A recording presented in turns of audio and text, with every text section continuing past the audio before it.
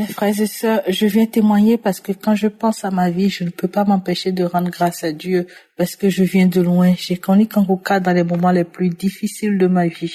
Pour vous raconter mon histoire, mes parents sont originaires d'Afrique de l'Ouest. Moi-même, je suis française et je vis dans l'État de Washington, D.C.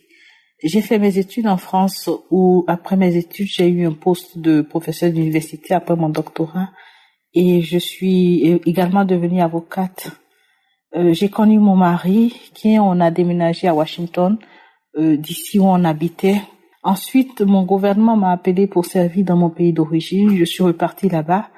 J'ai quitté mes fonctions dans le gouvernement parce que j'étais enceinte, donc j'étais venue accoucher aux États-Unis. Au moment d'accoucher, ce qui devait être un accouchement normal a fait basculer ma vie. À 9 mois de ma grossesse, j'ai fait une prééclampsie, mon fils est mort. Moi-même, j'ai passé des mois en soins de réanimation. J'ai perdu la vue, j'avais des problèmes cardio et je devais subir plein d'opérations.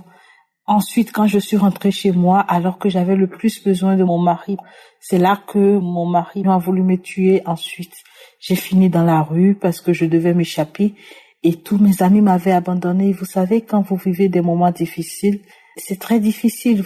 Je ne sais pas comment vous le dire, mais tous mes amis m'avaient abandonnée systématiquement. Plus rien ne marchait et ça allait de mal en pire.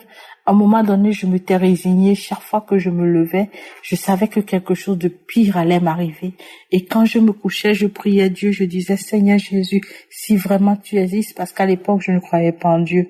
Je dis, Seigneur, si tu existes, fasse que je ne me réveille pas. Et un de mes amis, un jour, m'a dit, tu sais, quand je pense à ta vie, elle me fait penser à l'histoire de Job. Alors cet ami-là m'a envoyé Kangoka. J'avais déjà entendu parler de Kangoka, mais je n'y croyais pas. Mais le jour où il me l'a envoyé, je ne faisais rien d'autre, donc j'ai joué Kangoka. À un moment donné, Christ a dit une parole de connaissance. Il a dit, je vois une femme qui est en train de prier pour son fils n'est pas à côté d'elle. Et tout de suite, j'ai comme eu le sentiment que parlait de moi, alors j'ai commencé à pleurer. Et ça a eu un effet sur moi. À partir de ce moment, j'ai décidé d'écouter Kangoka tous les jours. J'écoutais Kangoka tous les matins pendant 3 semaines. C'était en août 2022. J'ai écouté Kangoka un matin. Je crois que c'était le 27 août. Et je suis allée faire ma journée. Le soir, je suis rentrée vers 22 heures. Et au moment de me mettre au lit, j'étais au téléphone avec un ami qui souvent prenait de mes nouvelles pour voir si j'allais bien. Et je lui dis, mais je suis en train de mourir parce que j'ai commencé à sentir que mon âme quittait mon corps. Et le temps que je finisse ma phrase, je m'étais évanouie. Mais en même temps, quand je m'évanouissais, j'entendais une voix qui criait. Et quand je me suis réveillée, il y avait les sapeurs-pompiers, il y avait la police tout autour de moi. En fait, ce qui s'était passé, c'est que j'avais commencé à hurler et mes voisins avaient pensé que quelqu'un était en train de me tuer, donc ils avaient appelé la police.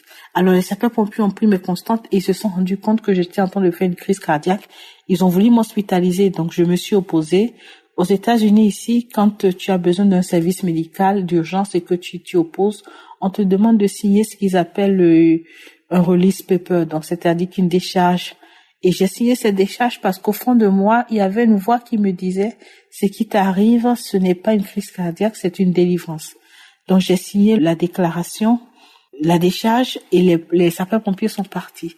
Alors j'ai remis Kangoka et l'ami qui était au téléphone avec moi, il était là, il a commencé à filmer. Il a commencé à prier avec moi. Et pendant que je priais, ma bouche s'est ouverte. Alors subitement, c'était comme si un serpent sortait de ma bouche et j'arrivais plus à respirer. À un moment donné, quand le serpent est sorti et j'ai commencé à vomir, j'ai vomi. Et quand j'ai fini de vomir, il y a des voix qui ont commencé à s'exprimer. Arrête Kangoka. Ensuite, elles ont dit, bon, on sort. Elles ont commencé à me dire une à une qui elles étaient. Elles étaient au nombre de 5. Et c'est là que j'ai découvert que ces personnes avaient pris possession de mon corps quand j'étais rentrée servir dans mon pays, comme je vous le disais initialement. En fait, ce qui s'était passé, c'est que puisque j'étais avocate et que j'occupais des fonctions de conseiller juridique, il y avait un certain nombre de dossiers qui devaient passer par moi, des dossiers pour que je valide. Et j'ai refusé de valider d'autres dossiers parce que les dossiers n'étaient pas assez clairs pour moi. En fait, je m'étais opposée aux intérêts financiers d'un certain nombre de personnes qui l'avaient pris personnellement et qui ont décidé de retalier, donc de se venger contre moi. Et ce qui faisait que je subissais des attaques sans m'en rendre compte.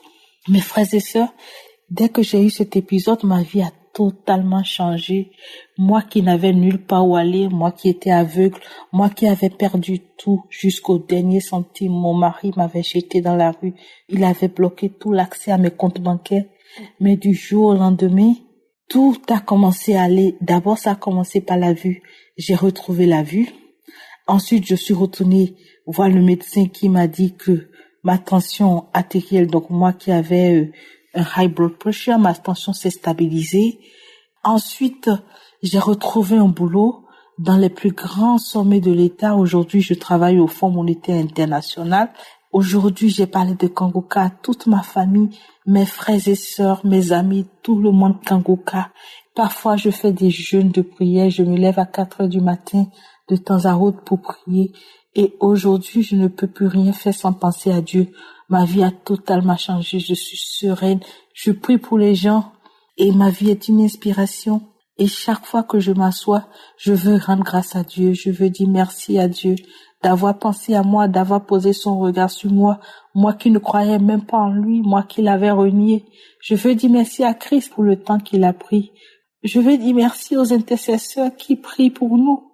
Je veux dire merci à toutes ces femmes qui ont témoigné, à tous ces hommes qui ont témoigné, parce que sans eux, nous, on n'aurait pas cru en Dieu, parce que tellement on a fait des études que notre cerveau est devenu bloqué. On a souvent tendance à tout rationaliser et tout ce qui ne s'explique pas n'existe pas.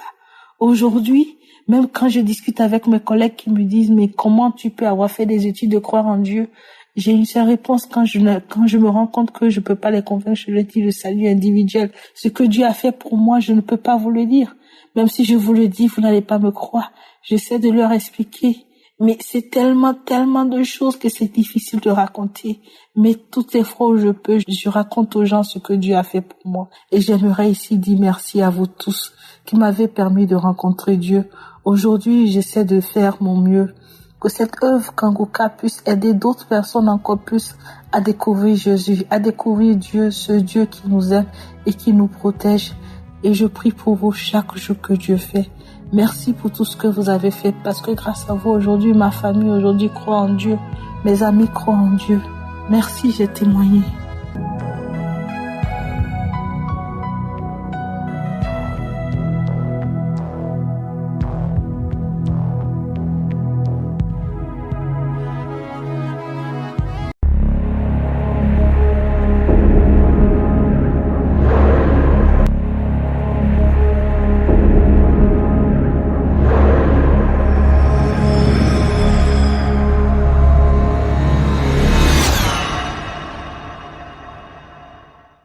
Bonjour chers frères et sœurs, je suis une sœur camerounaise, je vis au Cameroun. Mon âme bénit l'Éternel, tout ce qui est en moi bénit son nom. Dieu est merveilleux. Depuis le sang de ma mère jusqu'à ce jour, c'est Dieu qui me garde. C'est Dieu qui pourvoit à mes besoins infiniment au-delà de tout ce que je demande ou pense. Je rends grâce à Dieu pour tous ses bienfaits. Je viens ici témoigner de ce que l'enseignement a fait dans ma vie. Le titre était « Quel est le meilleur moment pour prier ?» Je veux dire ici que depuis que j'ai suivi cet enseignement, je me réveille à 3 heures instantanément. 3 heures qui est l'heure, le début de la 4e veille de la nuit. Je me réveille instantanément à 3 heures tous les jours et je me mets à prier.